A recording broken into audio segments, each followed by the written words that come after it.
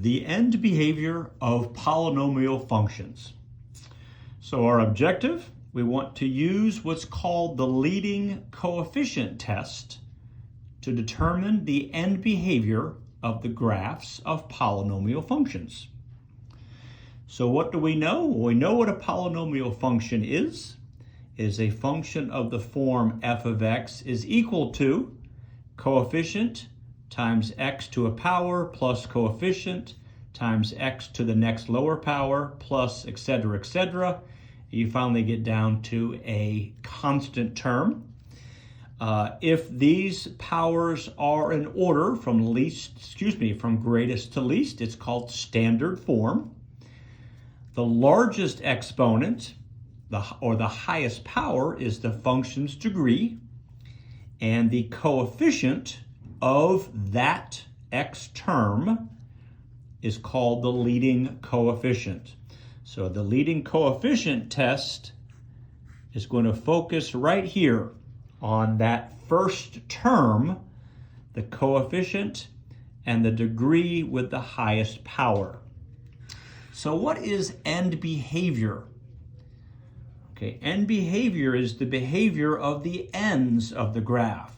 So stuff might happen in the middle of the graph, but eventually as we go to positive infinity or to negative infinity, the graph is going to exhibit its final behavior. It'll either go off to positive infinity, go down to negative infinity, or go to the left to positive infinity, or go to the right to negative infinity, forever. Okay, so as I just stated, although the middle of the graph may have intervals where it increases or decreases. So look at this example down here. The middle of this graph has a bottom, a top, another bottom, another top. If we look at this one, we got a top and a bottom, another hill, another valley. So the middle of the graph is not where we're focused. Where we're focused is on the ends. Okay, the graph will eventually either rise or fall as it moves to positive infinity on the x-axis or negative infinity on the x-axis. And this behavior depends on the leading term, as I mentioned up here. Okay, this behavior depends on this leading term, a sub n times x to the n, as we have here. In particular, we're looking at the degree, whether the degree is odd or even, and we're looking at the sign of the leading coefficient, whether the sign of the leading coefficient is positive or negative. So we've got a couple different situations. Let's take a look at those and how this works, and then let's do a couple of examples. The first possibility is the leading degree, the highest power, if it's odd. Okay, so if we have an odd degree polynomial, okay, odd degree polynomial. So it's a third degree polynomial, a fifth degree polynomial, a seventh degree polynomial, etc. Here's how it works. If it's an odd degree polynomial, the end behavior will be opposite. As you go to the right, it will rise. As you go to the left, it will fall. Or as you go to the right, it will fall. As you go to the left, it will rise. So an odd degree polynomial, we'll write that down here. Okay, we'll have opposite end behavior. Okay, so odd degree will have opposite end behavior. Now, we've dealt with the degree. How about that leading coefficient? Well, if that leading coefficient is positive, it will rise to the right, it will fall to the left. So as x goes to a positive infinity, the graph will rise forever. As x goes to negative infinity, the graph will fall forever, and that's for a positive leading coefficient. If the leading coefficient is negative, the opposite happens. It will rise to the left and it will fall to the right. Okay, and we'll take a look at an example of that in our examples. Okay, now, so that if it's an odd degree polynomial, you have opposite behavior. If it's an even degree polynomial, so let's make a note of that. If it's an even degree polynomial, the end behavior is the same. They'll either both rise or both fall. So even degree polynomial, you have the same end behavior.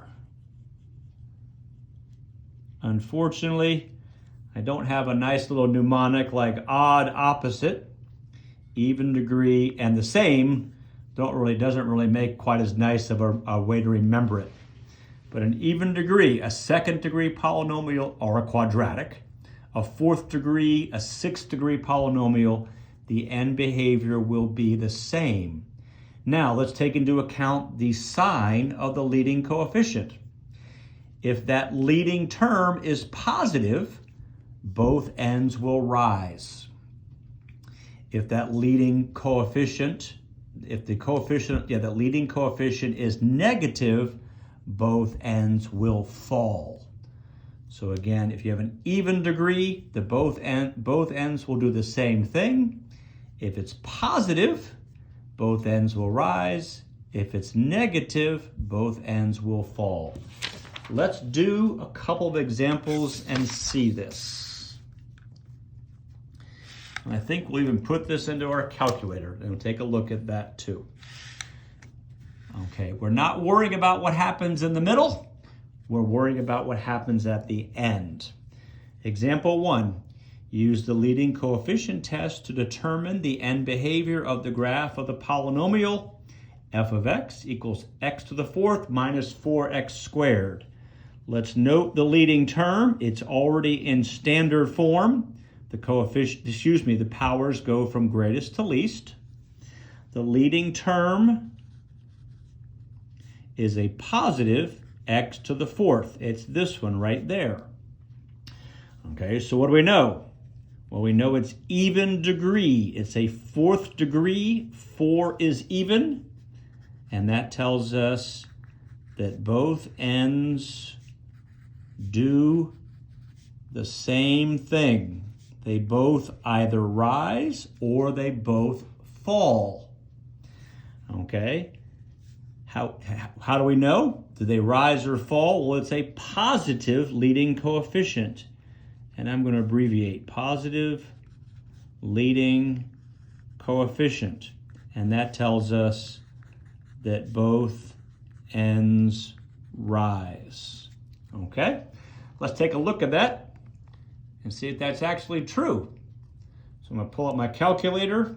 I'm going to go into my graphing functionality. I'm going to put in x to the fourth minus 4x squared. And I'm going to zoom standard because I'm not so sure what my window was when I left it last time. And here's my fourth degree polynomial. And again, we don't care about the middle. We're not focused there. What we care about is the end behavior. And you can see the ends both go to infinity. As x goes to infinity, both of these ends go to infinity, positive infinity. As x goes to negative infinity, to the left it goes to positive infinity. Both ends do the same thing. Both ends rise. Okay, how about a second example where we'll have an odd degree polynomial. Give me a moment to straighten out. Okay, use the leading coefficient test to determine the end behavior of the graph of the polynomial f of x equals negative 2x cubed times x minus 1 times x plus 5. Well, wait a second. This is not all written. This is not all multiplied out. So let me do that. I've already multiplied this out. This is negative 2x to the fifth minus 8x to the fourth plus 10x cubed. Okay, there's my polynomial. It's in standard form. My exponents go from greatest to least. And my leading term is right there. And my leading term, it is a 5th degree polynomial. So my leading term is negative 2x to the 5th.